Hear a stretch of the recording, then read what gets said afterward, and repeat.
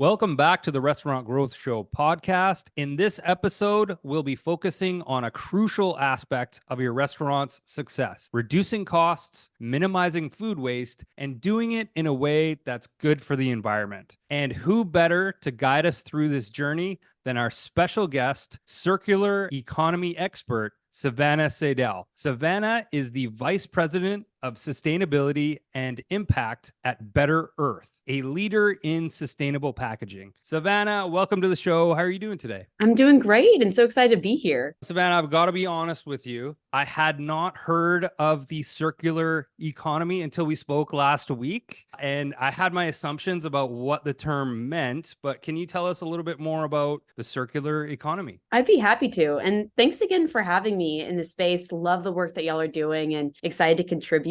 So I work in the circular economy space, and I appreciate the question because when we think about restaurants today and we think about buying stuff in general, there's a general flow of the way things go, right? We make things from typically extractive resources, non-renewable resources. We take them, we buy them, especially when it relates to packaging, which is the world that I sit in. It's used for an average of 30 seconds or less when you think about a single-use plastic bag. And then we throw it away, right? Make, take, waste. It goes to this magic place called away where it's out of sight, out of mind, and we don't have to think about it again. Except we all know here, and I'm sure your listeners know as well, that that place called away is encroaching on us, and it's encroaching on us fast, right? We're seeing plastic pollution everywhere. Microplastic is literally in our bloodstreams, and we have a big problem that we need to fix. And that's where the circular economy comes in. Rather than a linear line where we make, take, and waste, we're really creating value across the value chain in a cycle where we make something, we use something, and then we recycle or compost back where it came from so that we can reuse those materials again.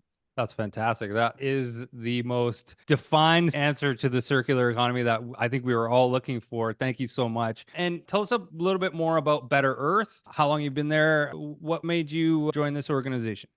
Yes. So Better Earth is a sustainable food service packaging provider, right? And we're on a mission to create compostable packaging to help the food service industry have more accessibility to sustainability, as well as make regenerative circularity achievable. That's a little wonky. So what I mean by that is we are working within our value chain, right? So our packaging is made from plants, not plastic. So we're starting at the fields where our farmers are growing the natural materials to make our packaging, down to the packaging itself and ensuring that it is accessible to our customers in price and performance, and then back to the fields where our composters break down that packaging into nutrient-rich soil for those farmers to use all over again. So from field to fork to field, we're really trying to close the loop. I've been with the organization for almost 5 years now and have seen a continued amazing growth. We've more than doubled in size and revenue and are excited to help customers meet their sustainability goals across the United States and Caribbean. That's fantastic. Can you share a little bit about how regenerative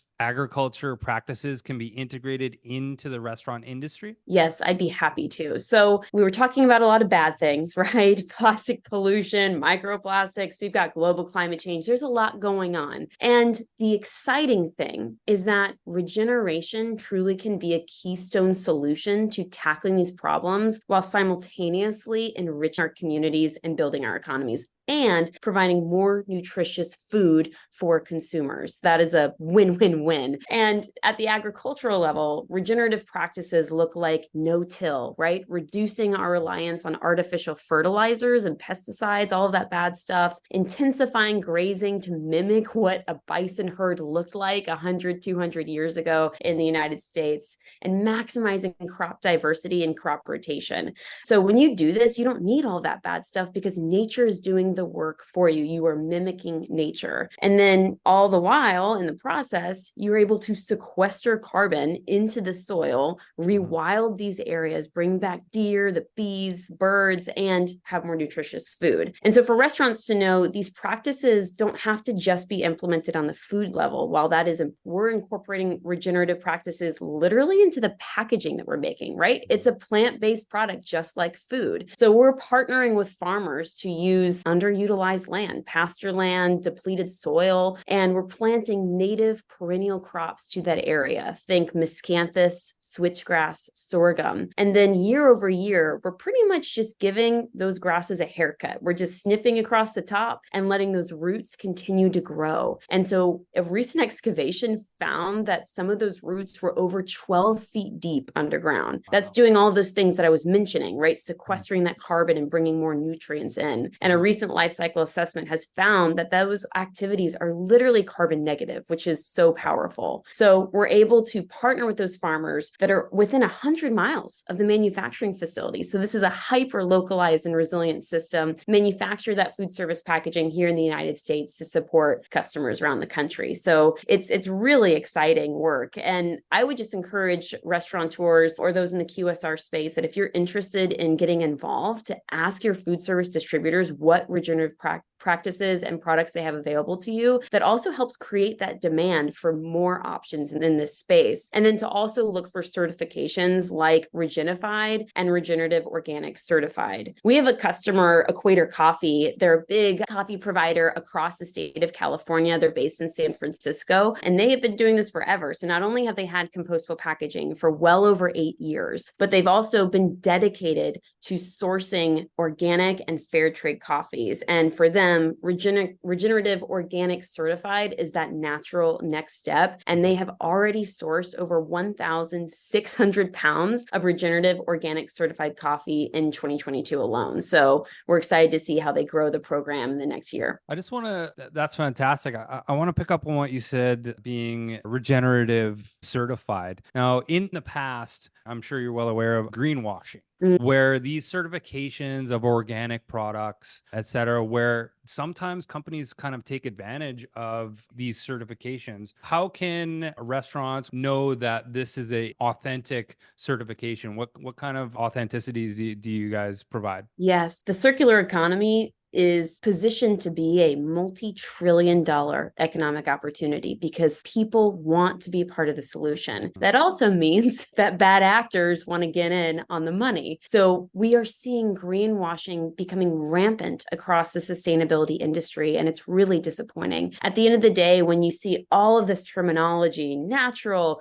oxo-biodegradable, et cetera, et cetera, et cetera, as a consumer, you're overwhelmed. You want to make the right decision, but you have no idea what to do or where to go. And that can often leave people to throw up their hands and be defeated. So what I would say is, in order to navigate this more complex landscape that we find ourselves in, is to lean into those certifications. Certifications are the third-party verifications that help us weed through the bad stuff and find the products and organizations that are truly authentic to those missions and have been third-party verified to meet those marketing claims. When it relates to compostable food service packaging, I want to emphasize a couple things. Be on the lookout for 2 key third-party certifiers. That's the Biodegradable Products Institute or the Compost Manufacturers Alliance. So that's BPI or CMA. Right. These 2 certifications ensure that that food service packaging has been third-party verified to break down in a timely manner in a commercial composting environment, leave no toxicity to the soil, and is PFAS free. Those are really key elements. What's exciting too is in the legislative landscape in the United States, states are beginning to take heed of this and this greenwashing issue and are implementing truth in labeling legislation. So in several states in the United States,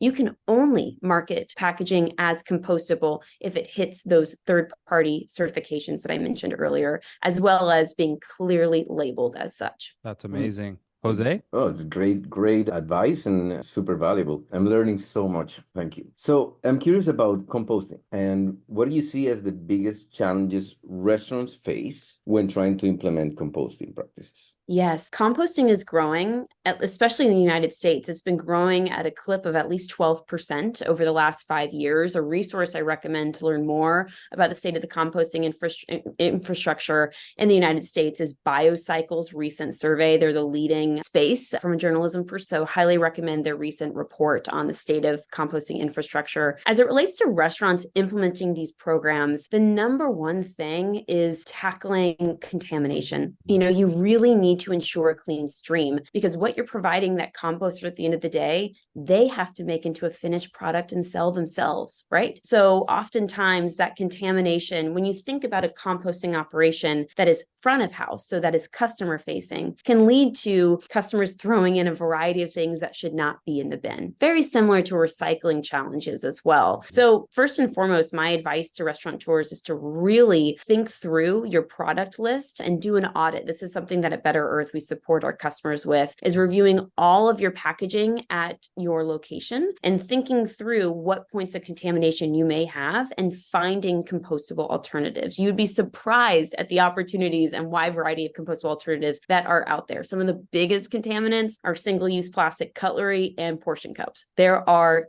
compostable alternatives. And so once you do that and you really clean up the packaging that you're providing, this also helps ensure that customers have a very efficient and easy and effortless experience when disposing of their waste, because obviously they want to get out the door. They have things that they need to do too. So we want to ensure that there's a wonderful guest experience when composting. And then next is training, engaging staff at the restaurant level in the waste management process, and really emphasizing to them the role that they play in these broader impact goals, making them feel a part of something bigger than themselves, and branding it as zero waste ambassadors towards these bigger goals that the restaurant or organization has. And then last but not least is connecting with those vendors on the ground and understanding what your local composter needs, what they take and what they don't take, and building that relationship as well. Wow, that is total. It's very thorough, Savannah. Yeah. The answer is like, this is my world. Yeah. Y'all are entering. Clearly this is, and yes, we are learning. Jose and I are learning a ton. Our listeners are undoubtedly learning quite a bit. Let's talk about legislation. Can you highlight some key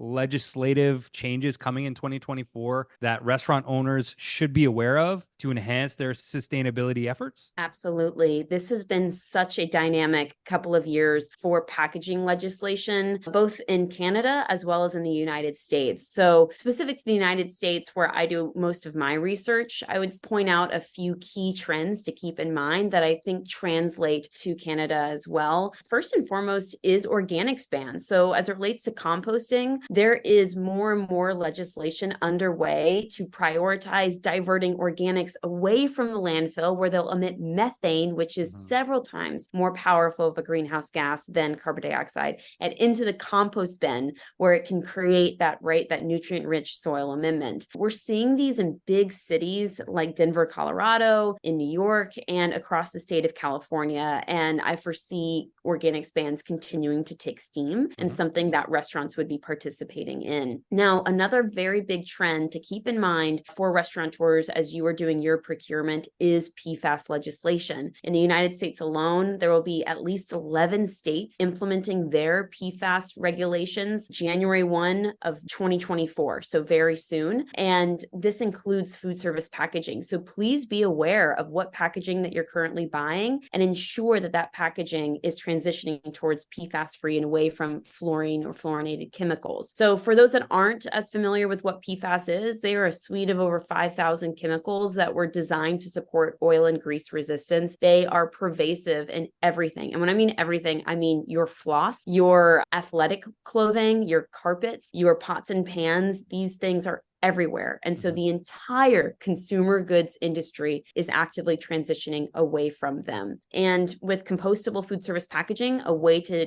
understand if your packaging is PFAS free is to ensure that it is third-party certified. So going back to BPI certification and CMA certification, the stamp of approval ensures that that packaging has undergone fluorine testing to ensure it has no intentionally added fluorine. And then the last trend as it relates to packaging, just for folks to know, I mentioned it briefly earlier, is that truth in labeling legislation. This is such good news on the packaging front because this type of legislation is finally taking action against the bad guys as it relates to greenwashing, finally making clear mandates that certain terminology cannot be used in states that have truth in labeling legislation so as not to confuse consumers, and is making really clear and standardized labeling for packaging that is marketed as compostable or recyclable recyclable. So consumers know exactly what it is and what to do with it. Can you talk a bit about cost? Let's say a restaurant chain is looking to transition to sustainable packaging and compostable packaging. Are they looking at skyrocketing costs to make this transition? That's a great question. It really depends, and it depends on what they're comparing to. With compostable packaging, it is pretty on par with your rigid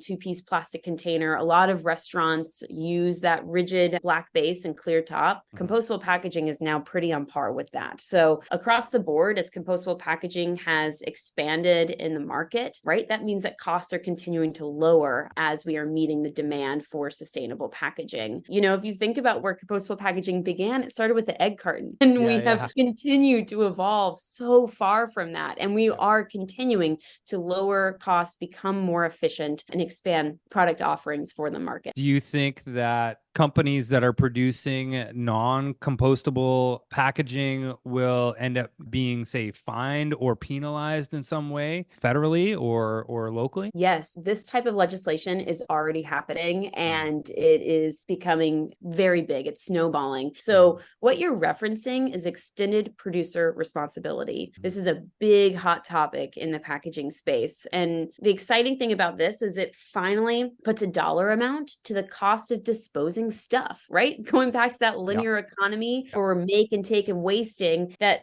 time when it was that where we threw it away and didn't have to think about it. Well, who did have to pay for it? Taxpayers, right? The companies that produce that stuff, they did not have to pay for what's called negative externalities. Now, with extended producer responsibility, we're finally putting a dollar amount to that cost and that cost to our environment and to our public health, and providing a fee back to that producer. So that goes for all single-use items across all substrates, whether they're plastic or compostable. The exciting thing is that it's often eco-modulated. That's a wonky term that means that if you are bad for the environment, you're going to have a higher fee. If you're better for the environment, you'll have a lower fee. And that helps level the playing field and really support economically access to more sustainable packaging. And across the board, help fund our completely underfunded waste management infrastructure. So you're already seeing EPR legislation in California, in Oregon, and a couple other states around the United States. That's really great news. Jose? Yeah, no, I'm blown away. I mean, I've always had a sense, especially where we're located,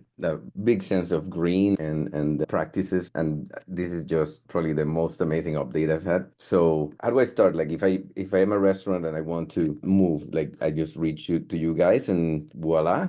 Happens? Thanks for the question. Compostable packaging is pretty available now. I would strongly recommend that restaurateurs reach out to their food service distributor, right? They're going to ask them about compostable packaging and ability to source regenerative products. And if they want to reach out to the Better Earth team, head to www.becompostable.com. So it's becompostable.com, or ask your food service distributor for Better Earth products. You mentioned some trends, but I was wondering actually if there is a savings for producers that are moving away from it. Is there something for restaurants as well? Yes, there is. So for customers that are adopting more sustainable practices, this is going to be seen by your customers. Do you know that 3 in 4 people worldwide want companies to produce less single-use plastic? And this is matched in the United States as well. And this is survey data from 2021 and 2022, very recent. So not only is your customer going to appreciate this, but what is fascinating is on a marketing lens, recent marketing data has found that when someone sees the same food in an expanded polystyrene container versus a compostable molded fiber container, they perceive the food in that compostable molded fiber container as higher quality. And you think about it yourself. If you were to go to a restaurant and grab, a hot dog or a sandwich in expanded polystyrene container versus compostable, you might have your own perceptions as well. This rings true to me. Maybe I'm a little biased, but it really does. And so for a restaurant that's leaning into these sustainable practices, not only will your customers appreciate it, but they will truly perceive your food as higher quality as well, more beautifully displayed as well. And, there's marketing benefits to that. Right. No, definitely. I think that we all have had a situation where you're eating out of a styrofoam or anything like that, and you are imagining that there are little pieces, I'm eating little pieces of it. So I can relate to that. big time. The microplastics that are taking over our bodies as we speak. But yeah, I think that's a great point, Savannah. It's almost a marketing positioning play in that you're planting the idea, forgive the pun, you are planting the idea that our restaurant is environmentally conscious, therefore it is good for you, therefore your carbon footprint is reduced. And as the education around environmentally sound practices increases, which is bound to do, I think that it's a great opportunity for restaurants to position themselves as one of those environmentally minded, reducing waste and having minimal impact on the environment around them. I think that it's a great play, and it's a space where restaurateurs do struggle a lot of the time in positioning themselves as how are they different from the competition. And this is just another feather in their cap that they can use to market themselves. So I think that's a really brilliant play. So that's all the time we have for this episode. I want to give a big thank you to Savannah Seydel for sharing her valuable expertise on reducing costs and sustainably minimizing food waste. Remember, implementing these practices is not just good for the environment, it's smart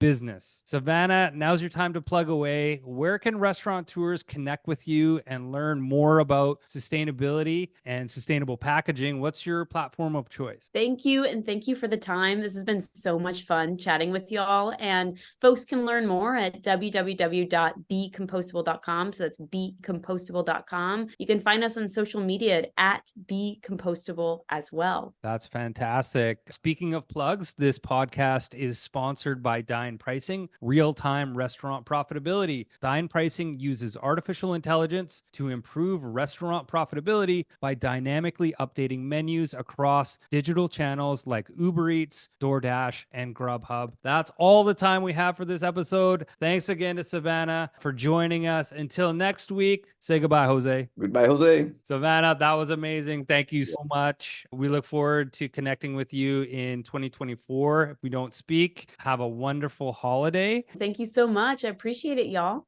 Thank you. Thank you so Awesome. much. Have a good one. Happy holidays. Bye, you too. Likewise.